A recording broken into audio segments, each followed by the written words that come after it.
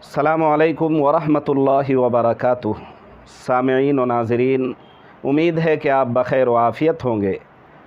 आज की इस वीडियो में एक मसला बताना है। मेरे एक अज़ीज़ हैं, अहबाब हैं, उसने फ़ोन करके मुझसे ये मसला मालूम किया है कि क्या मर्द ज़ेरे नाफ बाल क्रीम के ज़रिए साफ़ कर सकता है। यानी मार्केट के अंदर जो नई नई क्रीम आ रही हैं अपने बदल के गैर ज़रूरी बाल की सफाई के लिए, तो क्या हेयर रिमूव क्रीम के ज़रिए मर्द अपने ज़ेरे नाफ और ज़ेरे बगल के बालों को साफ़ कर सकता है या नहीं, क्या करना जायज़ है या नहीं।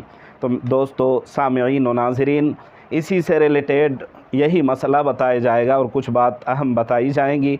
आपसे छोटी सी रिक्वेस्ट है कि हमारी वीडियो को लाइक करें, चैनल को सब्सक्राइब करें।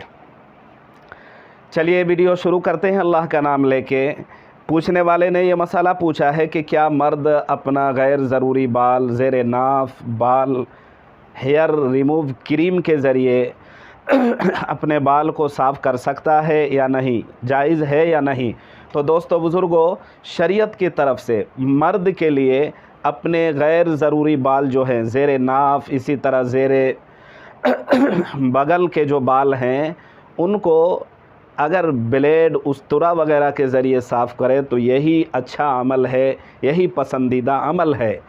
और बनिस्बत इसके अलावा अगर बनिस्बत जो है ना इसके औरत के औरत के लिए इसकी गुंजाइश है, चूँकि नाजुक अंग और नाजुक पार्ट्स होने की वजह से उनके लिए वही चीज़ ज़्यादा बेटर और बेहतर है। लेकिन मर्द के लिए बेहतर और उत्तम और अफजल और अच्छा ये है कि वो लेज़र इस्तेमाल करे, ब्लेड वगैरह इस्तेमाल करे।